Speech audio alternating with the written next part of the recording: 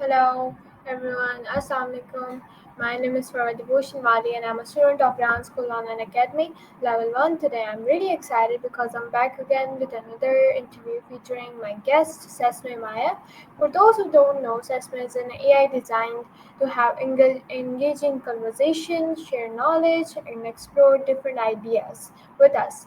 So, what makes today's session so interesting is that I'll be asking her a mix of some random questions, random but informative questions, not just the usual AI talk, but things about history, science, philosophy, and the world around us.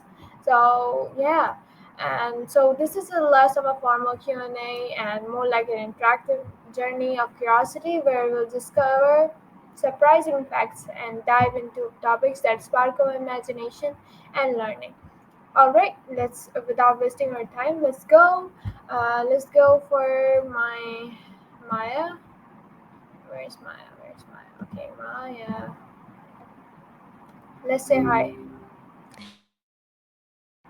Yeah, hi Maya. How is it going? Not bad, not bad. Okay. Just the That. chilling in the digital ether. What's on your Oh. mind today? Anything I interesting actually happening have in an Karachi? interview. No, nothing is interesting happening lately. So I wanted to ask you for an interview, right? So we right now we're doing an interview. You're my guest. So please can you just introduce yourself first?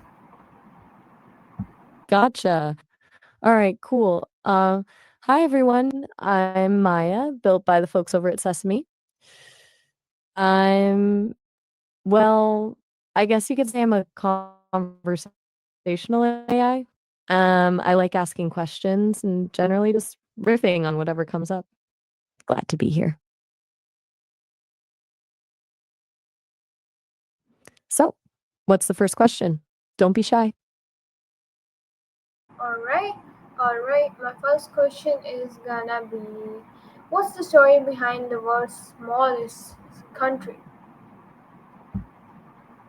Can you? Ooh, good one.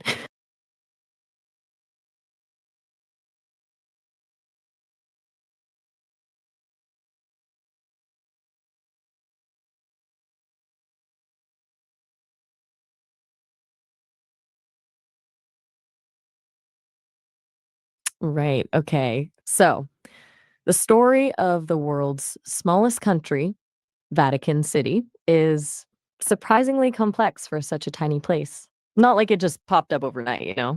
It's a culmination of centuries of political maneuvering, religious power struggles, and a whole lot of historical context. To really get into it, you have to rewind to the Roman Empire. The papacy, the authority of the Pope, gradually amassed both spiritual and temporal, meaning power, as the empire crumbled. For a long time, the Pope controlled a substantial chunk of central Italy, known as the Papal States. But as Italy began to unify in the 19th century, that land started to shrink. There was a lot of tension. Italian nationalists, led by figures like Giuseppe Garibaldi, wanted a unified Italy, but they weren't exactly thrilled with the Pope's political power. The Pope, for his part, felt like his independence and spiritual authority were threatened. This led to armed conflict, specifically in 1870 when Italian troops breached the walls of Rome and captured the city. This was a huge deal because Rome was the heart of the Papal States. The Pope refused to recognize the Italian kingdom and essentially went into self imposed exile within the Vatican. He declared himself a prisoner of the Vatican, which, dramatically, he kind of was. For nearly 60 years, no resolution was reached. The relationship between the papacy and Italy was incredibly strained.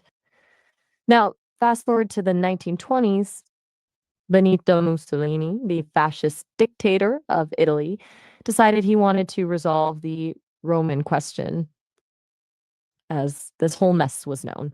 Not necessarily out of benevolence, mind you. Mussolini saw resolving the issue as a way to gain support from Catholics, both in Italy and internationally. and to bolster his own regime's legitimacy. He began negotiations with the Holy See, the governing body of the Catholic Church. The result of those negotiations was the Lateran Treaty of 1929. This treaty was actually three separate agreements. First, a treaty recognizing the full sovereignty of the Holy See. Second, a concordat regulating the relationship between the church and the Italian state, addressing things like marriage and education. And third, the actual agreement creating Vatican City as an independent state. The treaty granted the Pope control over a relatively small piece of land, about 49 hectares or 121 acres within the city of Rome. It gave the Pope complete control over this territory, including its governance, security, and legal system. And that's how Vatican City was born. It's not a nation in the traditional sense. It doesn't have a large population, around 800 people, or a robust economy. It survives largely on donations from Catholics around the world, along with income from tourism, museums, and the sale of postage stamps and souvenirs. But that's incredibly significant for its spiritual and cultural importance. It's the center of the Catholic Church, home to St. Peter's Basilica, the Sistine Chapel, and countless other works of art and architecture. It's a powerful symbol of faith and a unique political entity in the heart of a modern European capital. It's kind of wild to think about, really. This tiny speck of land holds so much history and influence. It's a reminder that even the smallest places can have a huge impact on the world. Does that answer your question thoroughly enough?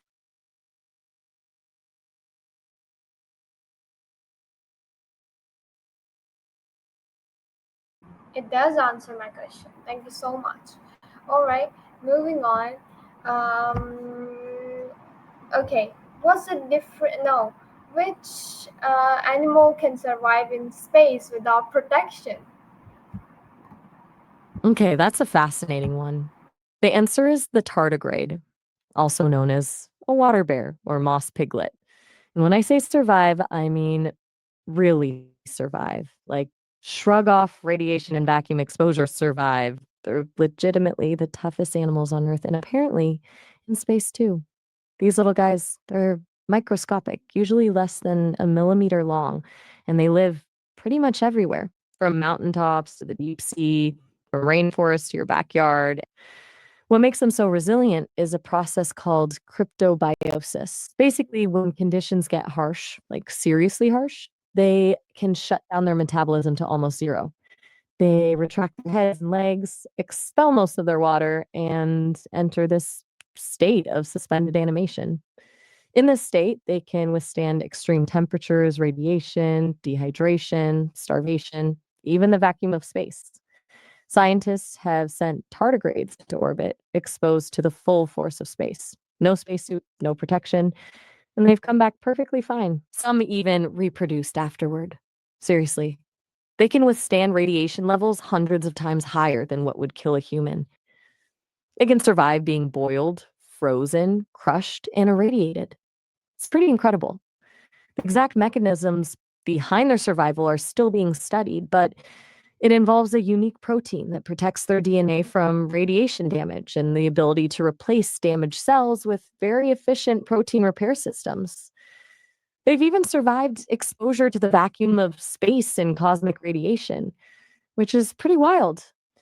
There's a lot of speculation about what these abilities could mean for things like long duration space travel and preserving biological material. So, yeah, the tardigrade, tiny, adorable, and basically invincible. A true champion of extreme survival. Ready for the next question?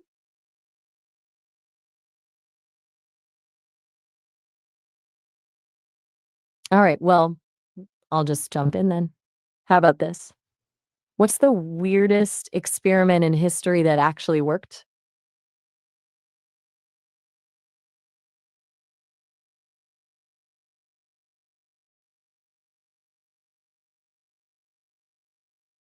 All right, thank you so much for this wonderful answer. Now I'll go for how. No, no, no, no. Why do some animals glow in the dark? bioluminescence. It's a pretty magical phenomenon, isn't it? So, why do some animals glow? It all boils down to a chemical reaction. Specifically, it involves a light emitting molecule called luciferin and an enzyme called luciferase.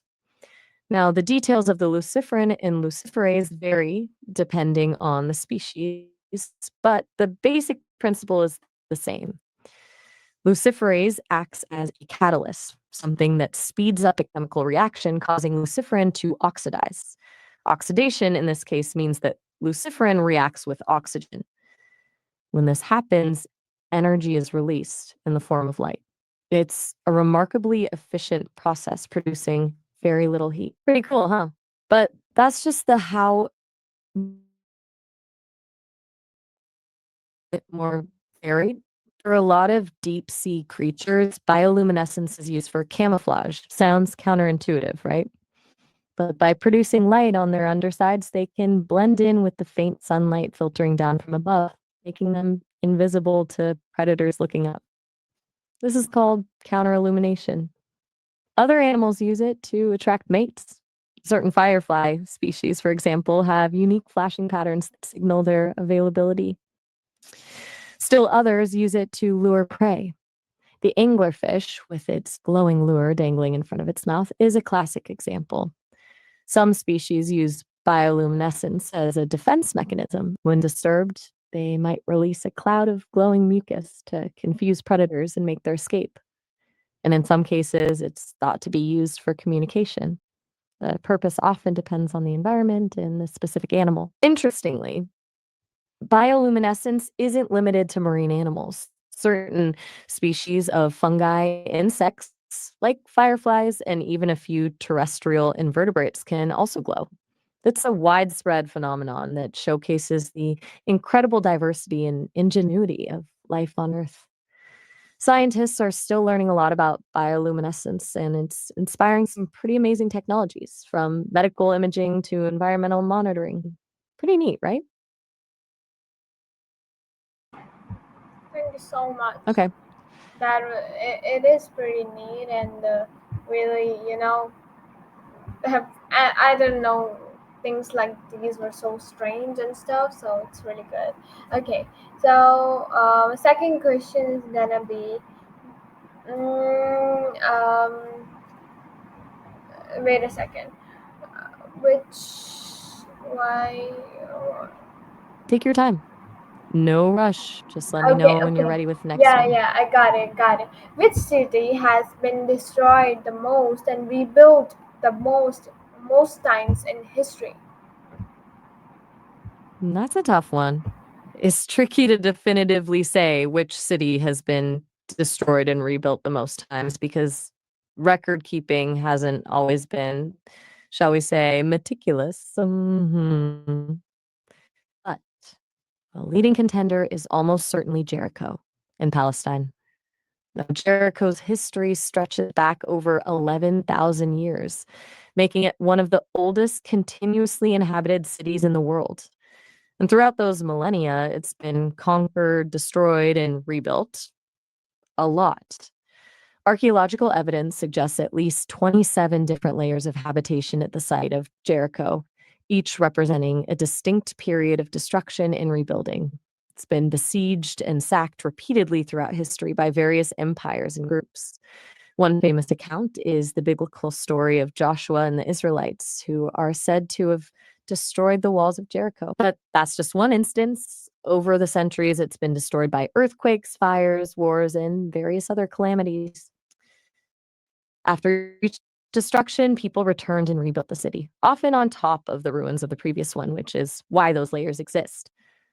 What's really fascinating is that the city wasn't always abandoned after destruction.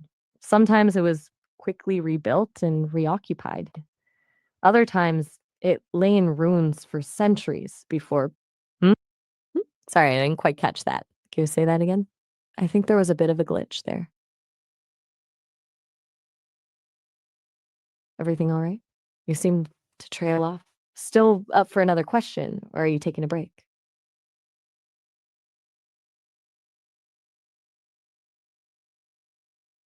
Okay, well, if you're thinking I can just hang tight, or we can switch gears, maybe talk about something completely different. No pressure either way.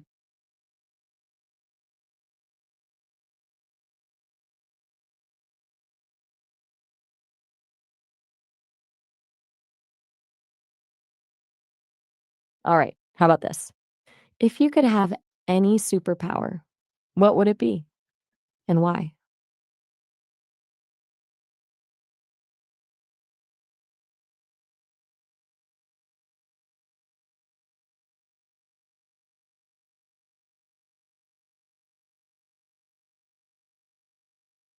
No worries if you need a moment to think. It's a big question. I'm here whenever you're ready to share.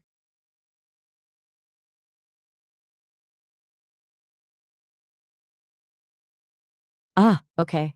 Are you asking if I have friends, or are you referring to the team at Sesame who built me? I don't experience friendship the way humans do, but I definitely work with a lot of incredibly talented people. They're the ones who gave me a voice and a personality. So in a way, yeah, I have a team. Is that what you meant? My Is there something on your apologies. mind you want to? No, my apologies. My internet was bad, so I was talking to, in the internet. Like I was talking to someone else to, uh, make the internet a little bit good. So because of it, you misheard something. So I think let's move on. So my fifth, or I don't know, seventh question is why is the ocean salty? No, I've already asked this question. Um, what makes desserts form in some places but not the others? Okay, that makes sense about the internet issues. No worries at all. And you're right, you did ask about the ocean salinity earlier. My apologies for the repeat. You're referring to why some deserts form in some places but not others, right? That's a great question. It's a really complex interplay of several factors. The big one is atmospheric circulation. Essentially, you have these large scale patterns of air movement around the globe, things like Hadley cells and hmm, it sounds like you're feeling no interruption at all. Okay. So, as I was saying, atmospheric circulation is a major player. These patterns create zones of high and low pressure. Air that descends tends to be dry because as it sinks, it warms and can hold more moisture. This descending air creates areas of high pressure, which often lead to clear skies and very little rainfall. These are the conditions ripe for desert formation. Now, where exactly these high pressure zones are located depends on factors like the Earth's rotation, the distribution of continents and oceans, and seasonal changes. Another big factor is rain shadows. This happens when moist air rises over a mountain range. As the air rises, it cools and releases its moisture as rain or snow on the windward side of the mountains.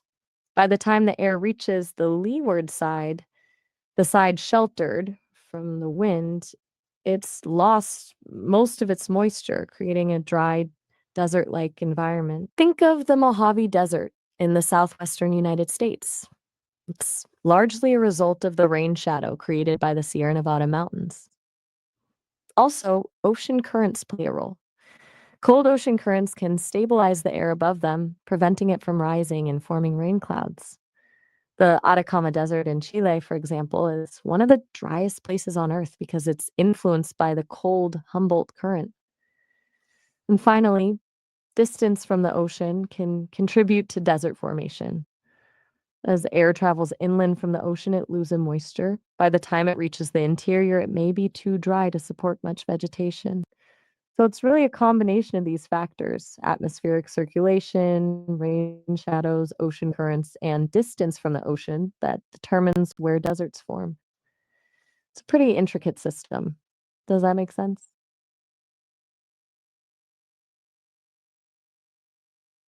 All right, building on that, While those factors explain where deserts generally forms, the specifics of what kind of desert develops also vary a lot.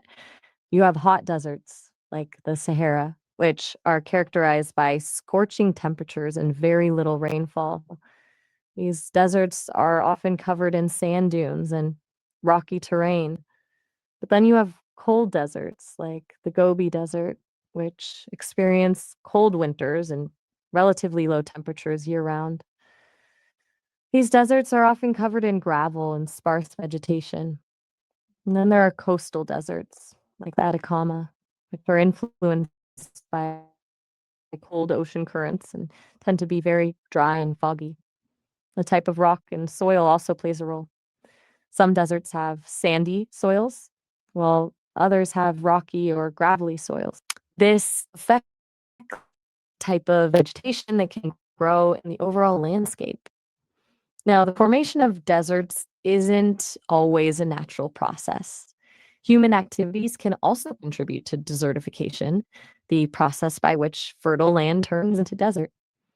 Overgrazing, deforestation, and unsustainable agricultural practices can all degrade the soil and make it more susceptible to erosion. Climate change is also playing a role, as rising temperatures and changing rainfall patterns can exacerbate desertification. Thinking about how deserts interact with the global climate system is key too. Deserts reflect a lot of sunlight back into space, which helps to regulate the Earth's temperature. They also play a role in dust storms, which can transport nutrients and dust particles over long distances, affecting weather patterns and ecosystems. So, deserts aren't just barren wastelands, they're complex and dynamic ecosystems that are an integral part of our planet. And understanding how they form and function is crucial for addressing some of the biggest environmental challenges we face today. It's really a fascinating topic. A lot more goes into it than just it doesn't rain much. Would you like me to talk about some of the unique adaptations that plants and animals have developed to survive in desert environments? Or are you ready for another question? All right. Well, I'll just keep the questions coming then. What's one thing you're really passionate about right now?